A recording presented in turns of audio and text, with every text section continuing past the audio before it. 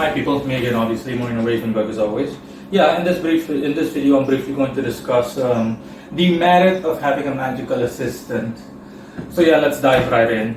I also there was a time in my life, primarily when I practiced classical grimoire magic.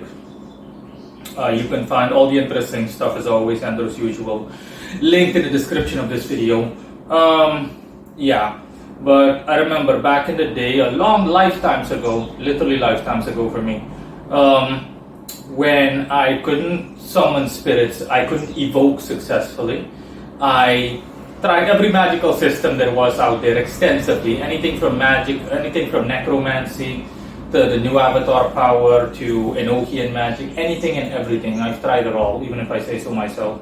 I tried all of it back in the day. And yeah, what else can I say? There was a while, it was specifically when I was, when I practiced classical grimoire magic. My logic was, hey, classical grimoire magic doesn't really require any strength from the operator. It's more of an external system, so it won't be reliant on me. Of course, that is an almost over or excess generalization, because even classical grimoire magic, all forms of magic in general, they up to a certain extent rely on the operator. But I meant in the sense that I just have to follow the outline like a recipe, which is true generally speaking for grimoire magic, classical ones like Renaissance magic, and that's essentially it. Of course, this project wasn't a success, and it wasn't a success because I've already said this in past videos, I've said this in past videos and or online content of mine, that with a lot of these classical grimoires or magical systems, like all of the operations in the Lesser Key of Solomon and whatnot, you need, there is a default prerequisite or pre-requirement you need to meet, a default requirement, which is that you need to be pure, you need to be clean, spiritually clean. So that means you need to abstain from sex, you need to not smoke, not drink, you need to isolate yourself from people as much as possible, yada yada yada, and so on and so forth. You need to do all of these things in order to make yourself worthy to have these spirits appear towards you or appear in front of you or within the context of such system. And a lot of the grimoires, they don't place that, they don't put that in the grimoire. So following it like a cookbook like style recipe isn't enough. Okay, they didn't put it because, again, it's a requirement, a default requirement. Like everyone back then that practiced Renaissance magic knew that, hey, back then Renaissance magic was just plain magic, not classical. We refer to it nowadays as classical, but back then people didn't think, it was like, yeah, duh. It was like literally a duh subject. It's the equivalent of, for example, working behind a computer and then asking someone, do I need an operating system, like an OS? I mean, duh, obviously you need an OS. How the fuck are you going to work behind a computer or any device without an operating system? The operating system is what makes it so that you can actually navigate on the device to begin with. Yeah, like that. It's like saying that, hey, do I need a link to visit a website? Of course you do. Every website has a link. You need a link. You can't visit a website without knowing the link of the website. Exactly. The same thing, it was that common back in the day. So every sorcerer back then was like, duh. I'm simply saying you this. I'm simply telling you this or saying this as a sideline because you need to understand, as a builder, you need to understand this first before what I was doing at that time exactly. Before I get to the topic at hand of a magical assistant, the pros, the cons, and whatnot. That is actually quite a short subject, I think, or presume. In any case. So that's what I was doing back then. That was my state of mind regarding thinking. Those were my thought processes back then. And that is when I created the Ars Paulina with the magical table, the table of practice with all the 7 planets, with the sun in the middle, all the other ones rotating around it, all that stuff.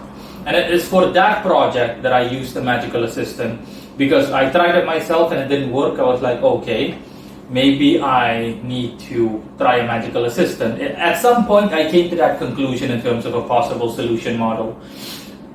because I did everything. I really tried everything back then for every system, everything. I just would not quit. I would not relent. That's one of the reasons I am here today. I just wouldn't quit, you know. And one of the solutions I came to, because I even went to a spellcaster. I asked, it was a woman. I asked her, hey, you know, what's the reason that this thing isn't succeeding? And I can't remember what she told me anymore. But at some point, I said to myself, maybe I should try it with maybe I'm not. It has to do with the fact that I'm still not strong enough, etc. Despite the fact that this, in general, relatively speaking, is an external system that isn't, generally speaking, reliant on my own mental strength. And I was like, maybe I can compensate for this mental strength for my mental strength by bringing someone else into the fray, adding someone else to it. As the saying goes, 2 heads are better than 1, or 2 hands are better than 1. And I seriously put in the work to find a magical assistant. And believe it or not, I did everything: putting out an ad in the classifieds, putting up requirements, everything. I interviewed people. Yeah, it was quite a doozy back then. When I think about it, it's kind of funny, you know, because it comes off as slightly cheesy, but only metaphorically. As always, the only thing I cared about, and I still care about, is accomplishing my objective by any means necessary within my own intent.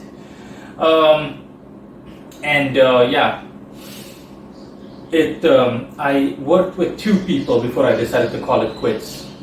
The Arch Paulina, I tried summoning an angel on the respective day and in the respective hour with 2 people. So we both put our hands on top of the seal. We recited the oration or citation. Yeah, the oration. And obviously still nothing. I was like, okay, it was worth a shot.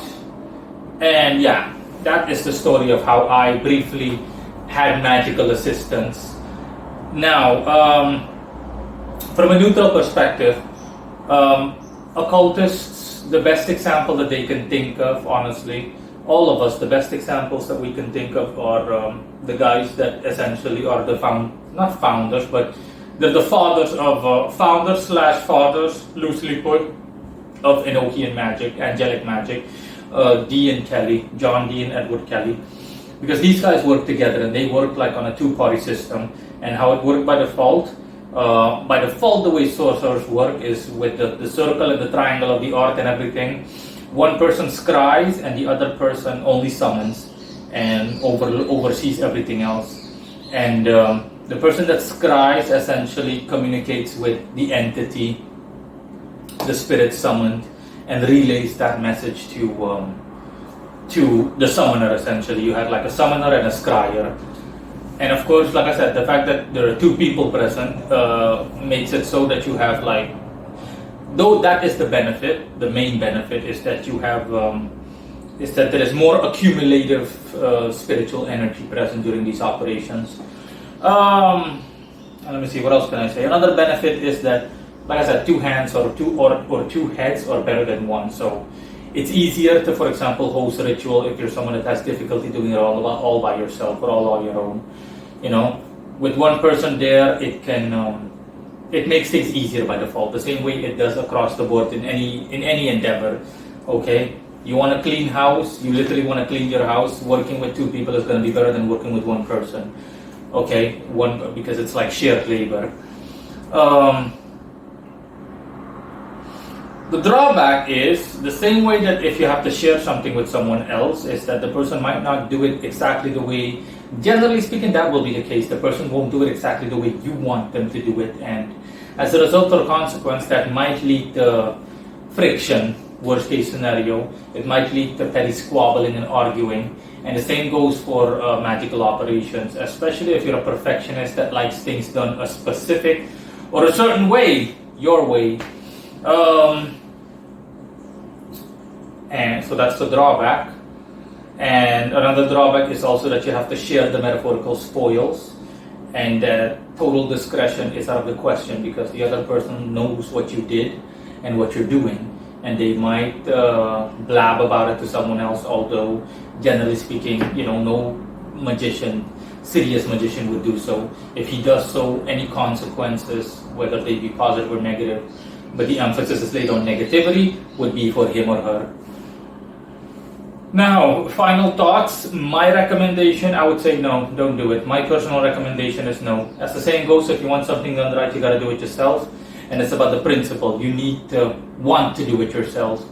Okay, I would only recommend working with someone else when it's absolutely necessary, when you have no other option, no other choice, nothing.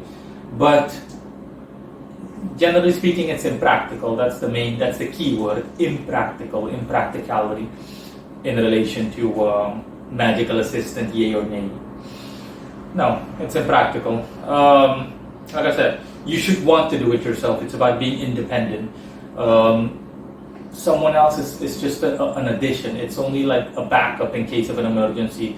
The same way that in every other aspect of life, I would recommend people the same thing, as in you need to be fully and wholly independent. You need to be able to take care of yourself in all, if not at least most facets or aspects of life. In that same context, you need to see to it that you can practice magic fully independently, not reliant or anything on anything or anyone, unless it's absolutely necessary as a last resort, for example, or similar or otherwise. Yeah, that's about it. See you guys until next time. Bye.